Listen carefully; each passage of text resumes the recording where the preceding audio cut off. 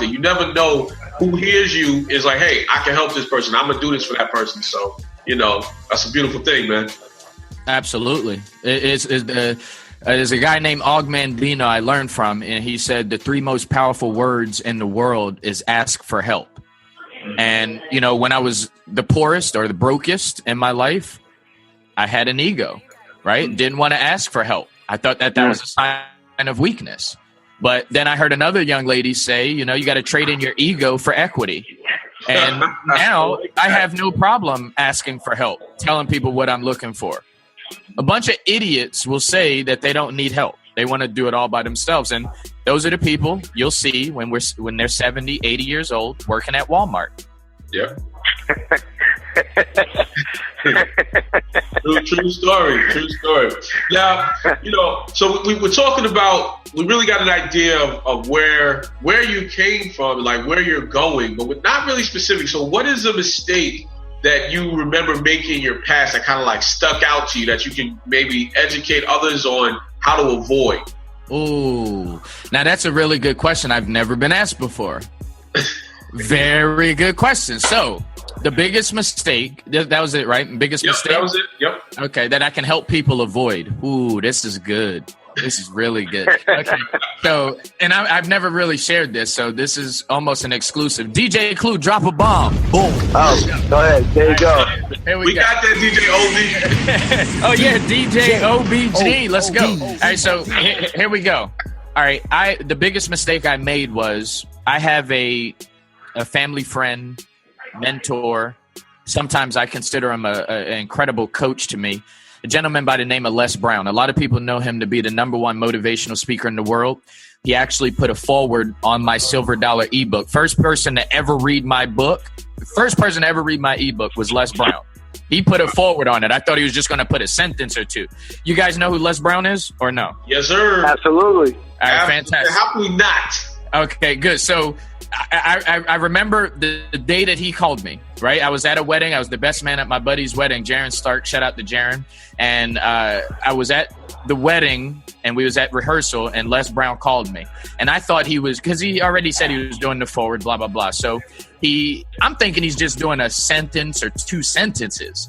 And I'm in the middle of practice at the wedding. I'm like, forget this wedding. I don't care. Listen, y'all just going to have to hate me for this. I got to take this call. So he calls me, and he's so excited, guys. Like, he's really excited. He's like, I got it, Billionaire Brown. I got it. I finished it. And I was like, all right, just send it over to me. Send it over. And he's like, no, I got to read it to you. And I'm like, what? He wants to read it to us. I'm still thinking 1 sentence or 2 sentences, right? How long so he starts reading this thing. And it's like 2 pages.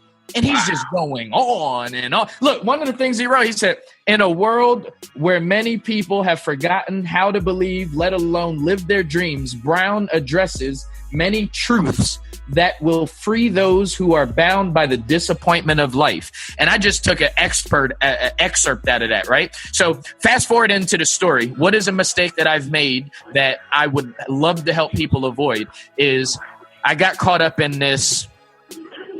Man, he let me open up for him, gave me 15 minutes in Philadelphia to open up for him for a major radio station a few years back. He put a forward on my book, right? He's allowed me to interview him several times. I call him, and when I call him, he gives me whatever advice or whatever thoughts he thinks he needs to give me.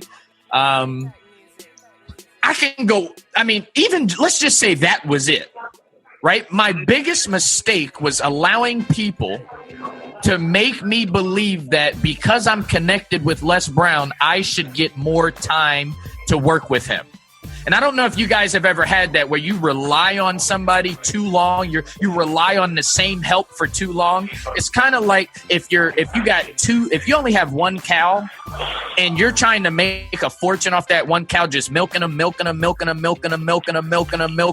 Next day you go back, you're milking them. You get a new purchase order, and now new orders are coming in. You need more milk. You don't go out and get more cows. What do? You just keep milking the same cow. Eventually, the cow's either going to die or it's going to produce some really bad milk. And I made the biggest mistake relying on help, and I had to fall back Yeah. Right? I had to fall back, catch myself, and think for myself, everybody. Entrepreneurs, you need to think for yourself. Think for yourself. What is logical?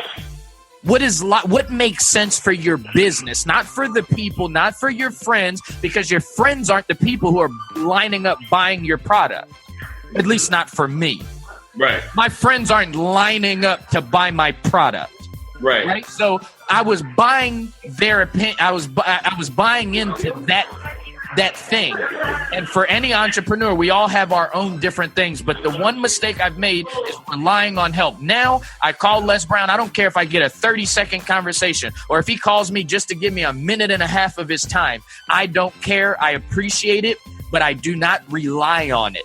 I expect for everybody to help me, but I don't wait for anybody to help me. So in